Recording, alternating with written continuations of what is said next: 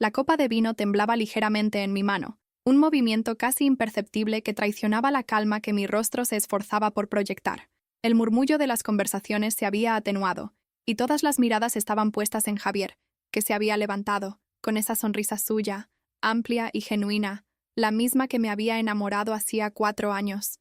«Quiero proponer un brindis», dijo, su voz teñida por el alcohol y una felicidad que se sentía casi agresiva. «Por Camila». Mi nombre resonó en el apartamento, rebotando en las paredes de concreto pulido y en los ventanales que mostraban una Ciudad de México indiferente. Empezó a hablar de mi lealtad, de mi belleza, de cómo yo era el pilar que sostenía su mundo. Y mientras todos asentían, conmovidos por su demostración de amor, mis ojos se encontraron con los de Adrián, al otro lado de la sala. Él no sonreía. Su mirada era una mezcla de complicidad y desprecio, una mirada que conocía cada lunar de mi espalda, cada secreto que escondía bajo la fachada de mujer perfecta. En ese instante, el elogio de Javier se convirtió en la más cruel de las humillaciones, una sentencia pronunciada ante el único testigo de mi traición. Esa noche, el aire se volvió pesado, denso. Si esta sensación te resulta familiar, si alguna vez has sentido que el mundo te observa mientras guardas un secreto, suscríbete y dime desde qué rincón del mundo me estás escuchando. Porque esta historia es sobre ese silencio que grita cuando las palabras más hermosas se sienten como una mentira. Cada elogio de Javier era una palada de tierra sobre el ataúd de mi conciencia, y yo solo podía sonreír, porque eso es lo que todos esperaban de mí. La gratitud, la emoción, el amor correspondido. Pero por dentro, un frío glacial se extendía desde mi estómago hasta la punta de mis dedos, el mismo frío que sentía cada vez que Adrián se iba de mi cama, dejándome con el olor de su piel y una culpa que no me dejaba dormir.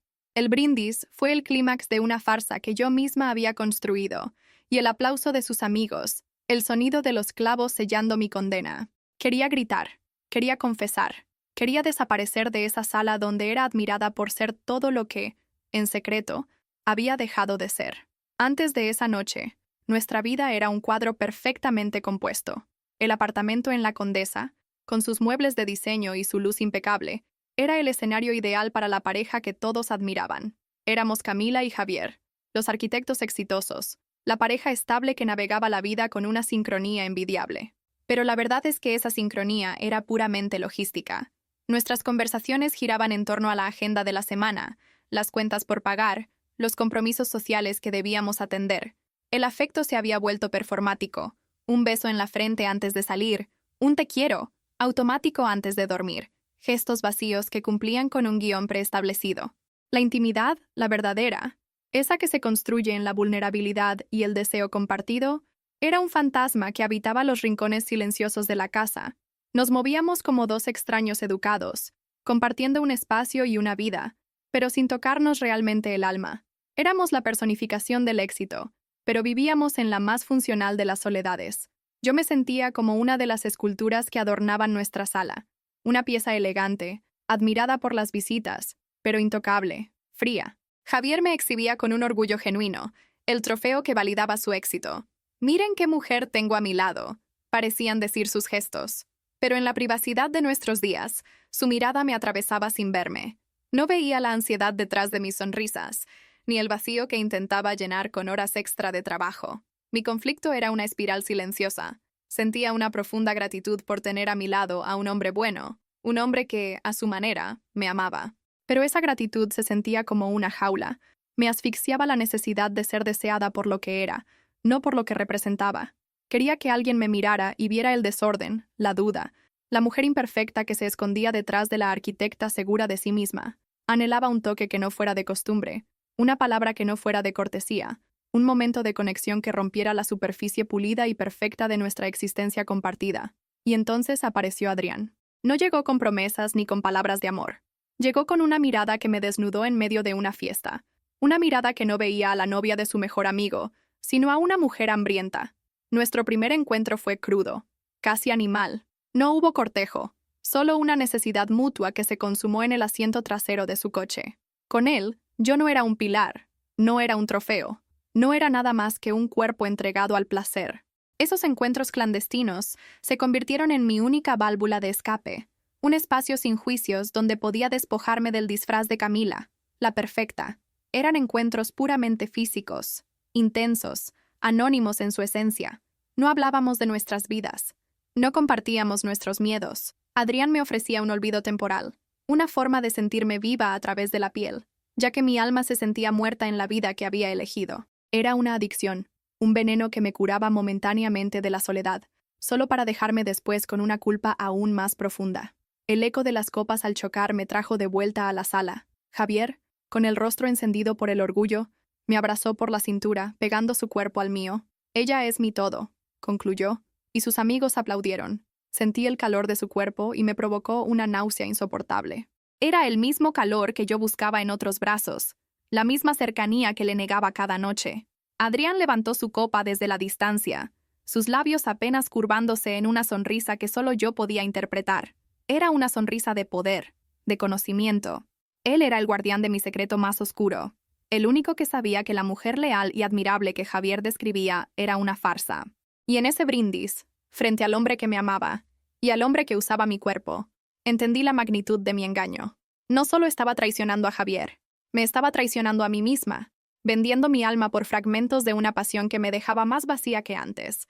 La fiesta continuó, pero para mí, ya había terminado.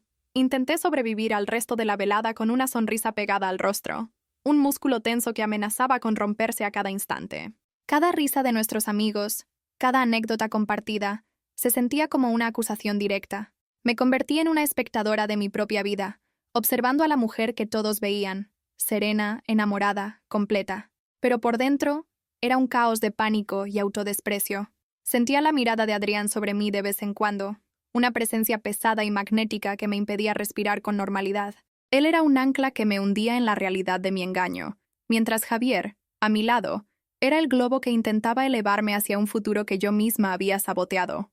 La disonancia era tan brutal, tan insoportable, que sentí un impulso primario de huir, de correr sin rumbo hasta que la ciudad me tragara y nadie pudiera encontrar los pedazos de la mujer que había pretendido ser. Con la excusa de un dolor de cabeza, me refugié en el baño. El contraste fue inmediato, del cálido murmullo de la sala al silencio frío y aséptico de los azulejos blancos. Me apoyé en el lavamanos, el mármol helado contra mis palmas sudorosas, y levanté la vista hacia el espejo. La mujer que me devolvía la mirada era una extraña. Tenía mis ojos, pero estaban hundidos en una desesperación que no reconocía. Tenía mi boca, pero sus labios estaban pálidos y apretados, como si contuvieran un grito. ¿Quién era ella? ¿En qué momento me había convertido en esa persona capaz de sonreír mientras su mundo se desmoronaba por dentro? Las risas se filtraban por debajo de la puerta, recordándome que la farsa continuaba al otro lado. Abrí el grifo, dejando que el sonido del agua ahogara el de mis propios pensamientos, intentando inútilmente lavar una suciedad que no estaba en mi piel, sino impregnada en mi alma. El viaje de vuelta a casa fue un ejercicio de contención. El silencio dentro del coche era más denso que la noche que nos envolvía. Javier conducía, tarareando una melodía de la fiesta, completamente ajeno a la tormenta que se desataba a su lado. En un semáforo en rojo, giró hacia mí, y con una ternura que me partió en dos, me acarició la mejilla. «Estás muy callada», dijo. «¿Te sientes bien?» Su tacto, que antes me habría reconfortado, ahora quemaba como el fuego. Aparté la cara instintivamente, un gesto brusco y frío que lo sorprendió. «Solo estoy cansada», mentí, mi voz sonando hueca y distante. Él retiró la mano y aunque intentó disimularlo con una sonrisa comprensiva, vi una sombra de confusión en sus ojos. Atribuyó mi frialdad al agotamiento, a una jaqueca, a cualquier cosa menos a la verdad. Y esa inocencia suya, esa incapacidad para ver el abismo que nos separaba, era infinitamente más dolorosa que cualquier acusación. Esa noche, mientras Javier dormía a mi lado, con la respiración profunda y tranquila de quien tiene la conciencia en paz, yo permanecí con los ojos abiertos, fijos en el techo. La oscuridad del cuarto era un lienzo en el que se proyectaban mis peores miedos. Repasaba cada encuentro con Adrián, cada mentira susurrada, cada excusa inventada. Veía el rostro de Javier durante el brindis, radiante de un amor que yo no merecía. La culpa no era un sentimiento abstracto, era una presencia física, un peso sobre mi pecho que me dificultaba respirar, una náusea constante en la boca del estómago. Me di cuenta de que mi aventura no había sido una búsqueda de placer, sino una autodestrucción lenta y metódica. Estaba demoliendo mi vida, ladrillo por ladrillo, y ni siquiera entendía por qué. Era una cobarde, incapaz de enfrentar a Javier con la verdad de mi vacío, y en cambio buscando llenarlo con el veneno de un secreto que ahora me estaba consumiendo. A la mañana siguiente, tomé una decisión. Le envié un mensaje a Adrián, corto y directo. Tenemos que hablar. Nos vimos en un café anónimo, un lugar sin historia para nosotros. La frialdad del encuentro contrastaba con la intensidad de nuestros cuerpos. Le dije que no podíamos continuar, que lo que estábamos haciendo estaba mal, que la culpa me estaba matando. Esperaba una discusión, quizás un ruego, pero él simplemente me miró por encima de su taza de café, con una media sonrisa que me heló la sangre. Como quieras, Camila, dijo, su tono indiferente, casi aburrido. Pero sabes dónde encontrarme cuando te canses de jugar a la novia perfecta. Y con eso, se levantó y se fue, dejándome sola con mi resolución y una humillante sensación de que él me conocía mejor que yo misma.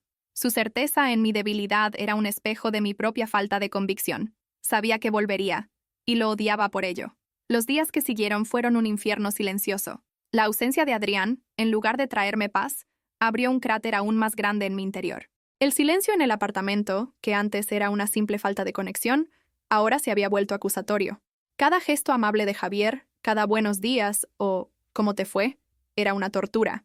Su normalidad era un recordatorio constante de mi anormalidad, de la vida paralela que había llevado.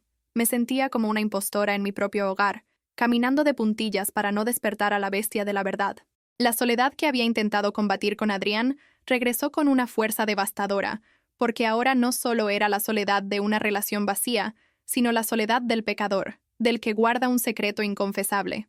La rutina con Javier, antes predecible y segura, se convirtió en una condena que cumplía día tras día. Y Adrián tenía razón. No pasó ni una semana antes de que la necesidad me venciera. Fue una noche en que Javier se quedó trabajando hasta tarde. La casa, inmensa y silenciosa, parecía encogerse a mi alrededor, asfixiándome con mis propios pensamientos.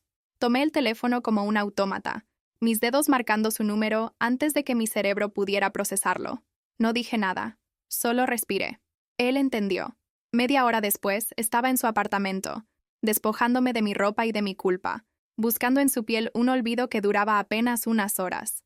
El sexo era desesperado, casi violento, un intento fútil de callar las voces en mi cabeza. Pero cuando todo terminaba y yo yacía a su lado en la oscuridad, el autodesprecio regresaba, más afilado y cruel que nunca. El ciclo vicioso se había cerrado, el vacío me llevaba a él, y él me devolvía a un vacío aún más profundo, cargado de vergüenza. Mi estado comenzó a deteriorarse visiblemente. En el trabajo, era incapaz de concentrarme. Los planos y los proyectos se volvían un borrón sin sentido frente a mis ojos. Estaba irritable. Saltaba a la defensiva por cualquier comentario. Javier lo notó, por supuesto. Lo veía en su mirada preocupada cuando me observaba desde el otro lado de la mesa durante la cena. «Camila, ¿te pasa algo?», me dijo una noche, su voz cargada de una genuina inquietud. «Estás ausente. Si es por el trabajo, deberías tomarte un descanso». Su preocupación, su intento de encontrar una explicación lógica a mi comportamiento, solo aumentaba mi carga. Cada palabra de afecto era un carbón ardiente sobre mi piel. Quería gritarle la verdad, soltar el veneno que me carcomía por dentro, pero el miedo a destruir a ese hombre bueno y a la vida que, a pesar de todo, había construido, me paralizaba. Así que seguí mintiendo, diciendo que era estrés, que todo pasaría. Hubo un domingo, uno de esos días de sol perfecto en la Ciudad de México, en que casi me permito creer que podíamos salvarnos. Fuimos a Coyoacán, caminamos por sus calles empedradas, comimos en un pequeño restaurante y hablamos de cosas triviales, como hacíamos al principio. Por un par de horas, la tensión desapareció. Reímos de verdad, nos tomamos de la mano sin que se sintiera como una obligación. Lo miré a través de la mesa, con la luz del sol iluminando su rostro, y vi al hombre del que me había enamorado. Un destello de esperanza me atravesó. Quizás podía arreglarlo. Quizás podía cortar de raíz mi adicción a Adrián, confesarle a Javier mi infelicidad sin revelarle mi traición, y empezar de nuevo. Fue una ilusión peligrosa, un espejismo de normalidad en medio del desierto que yo misma había creado. Esa noche, al volver a casa, la sensación de paz se desvaneció tan rápido como había llegado, dejando tras de sí solo la amarga certeza de que era demasiado tarde. La ilusión se hizo añicos una semana después. Javier llegó a casa más temprano de lo habitual, con una energía eléctrica que llenó todo el espacio. Sus ojos brillaban de una forma que no le había visto en años. «No te vas a creer la noticia que tengo», dijo, incapaz de contener la sonrisa. Me contó que le habían ofrecido la dirección de un proyecto importantísimo, una oportunidad única en su carrera. La única condición era que el proyecto se desarrollaba en otra ciudad, al otro lado del país. Nos vamos, mi amor, dijo tomándome por los hombros, su euforia impidiéndole ver el pánico que se apoderó de mí. Un nuevo comienzo, para los dos. Para él, era la culminación de un sueño. Para mí, era una sentencia de cadena perpetua. La idea de mudarme, de dejar atrás la única válvula de escape que tenía, y quedar a solas con él y mi mentira, en una ciudad extraña, era la definición misma del infierno. Su emoción era incontenible.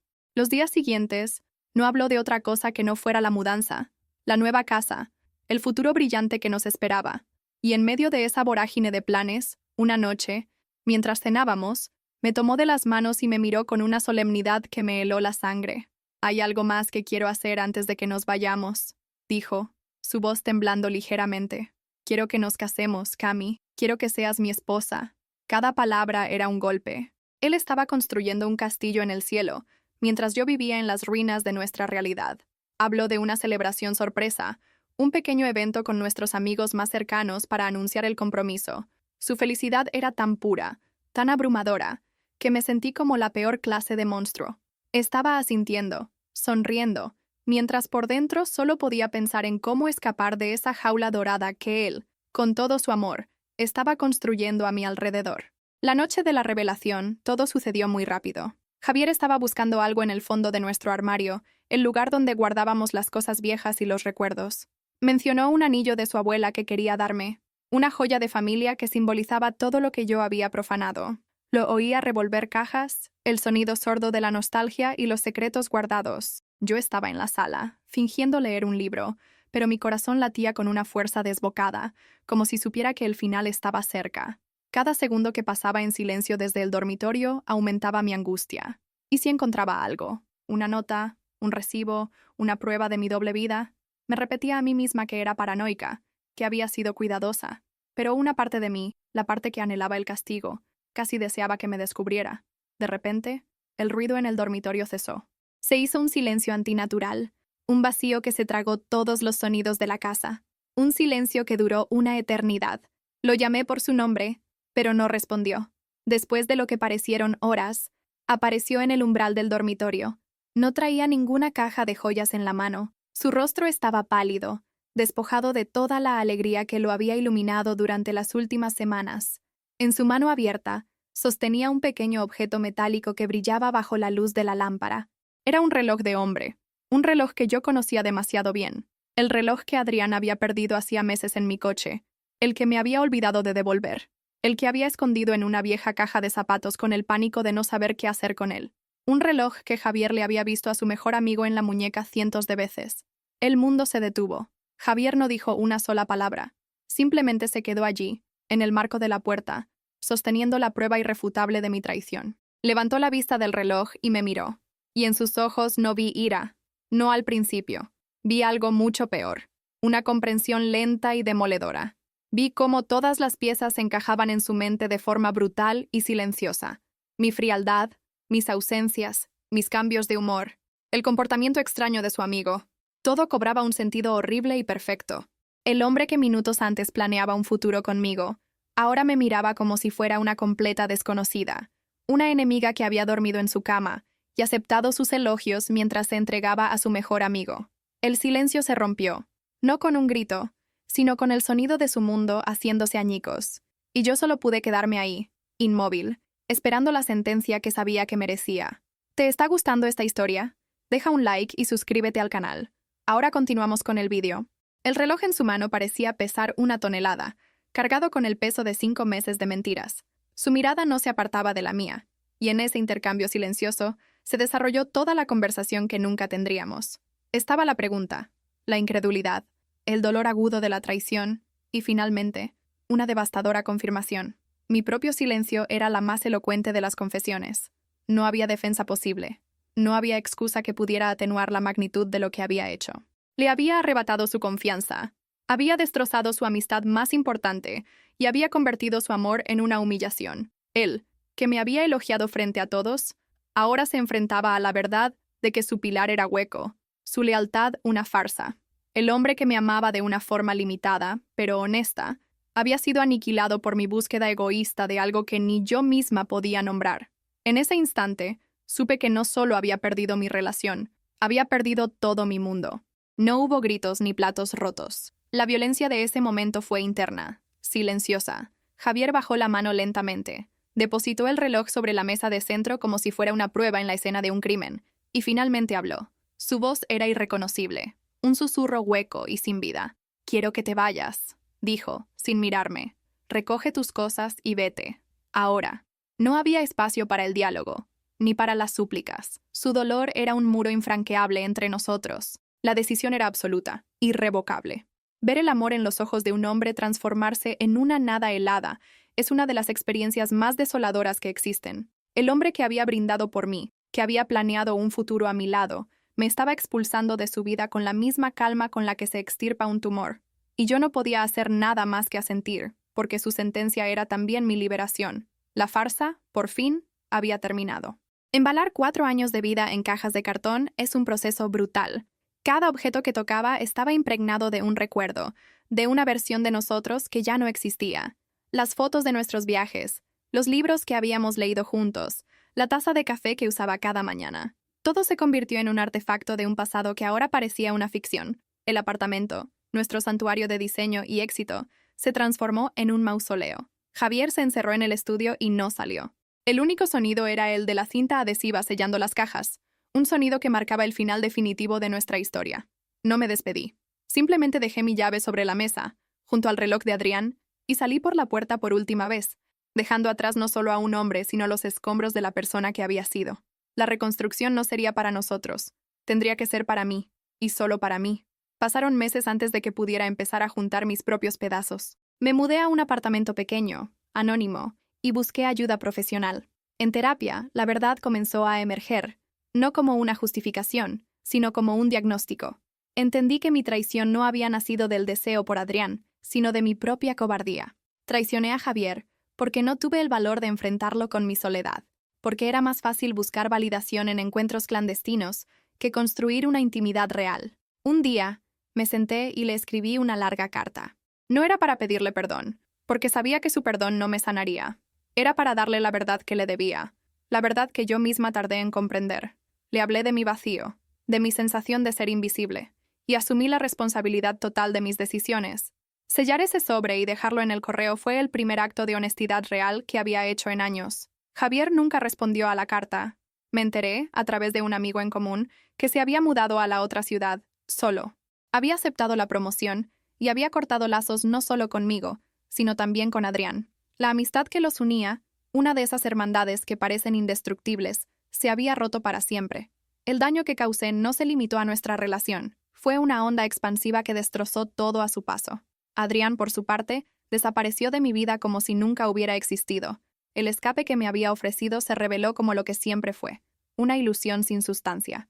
Me quedé sola en la Ciudad de México, la única responsable del cataclismo que había provocado. La soledad ya no era una sensación que me empujaba a los brazos de otro. Era mi nueva realidad, el terreno sobre el que tenía que aprender a caminar de nuevo. Aprender a vivir conmigo misma fue el viaje más difícil. Los primeros meses fueron un desierto. Había pasado tantos años definiéndome a través de la mirada de un hombre, primero como la novia perfecta de Javier, luego como el objeto de deseo de Adrián, que no sabía quién era sin ese reflejo. Tuve que aprender a disfrutar de un café en silencio, a caminar por la ciudad sin un destino, a encontrar valor en mi trabajo no por el reconocimiento externo, sino por la satisfacción intrínseca. Hubo recaídas, noches en las que la tentación de buscar una distracción, una validación rápida, era abrumadora, pero poco a poco empecé a construir una identidad propia, una que no dependía de aplausos públicos ni de secretos susurrados. Comencé a habitar mi propia piel, a sentirme real por mí misma, sin necesidad de que nadie más me lo confirmara. Hoy, a veces, camino por las mismas calles que solía recorrer con Javier. No hay un final feliz en mi historia. No hay una reconciliación mágica, ni un nuevo amor que sane todas las heridas. Las cicatrices permanecen, como un mapa de mis peores decisiones. Pero ya no siento la necesidad de que alguien me elogie en voz alta, para sentir que existo, ni busco en la oscuridad lo que no tengo el valor de construir a la luz del día. Aprendí de la forma más dura que la intimidad no es algo que se encuentra, es algo que se construye, con honestidad y coraje. Y que el elogio más sincero puede sentirse como una jaula cuando has permitido que tu propia alma se quede vacía. Camino sobre las ruinas de mi pasado, sí, pero por primera vez lo hago con mis propios pies, sintiéndome, finalmente, completa en mi propia e imperfecta soledad. ¿Han hecho algún gesto de bondad que cambió una vida? Dejen un corazoncito si creen que el amor es más poderoso que cualquier riqueza. Suscríbanse para más historias de segundas oportunidades. Comenten. El amor no tiene precio si ustedes también creen en la bondad humana.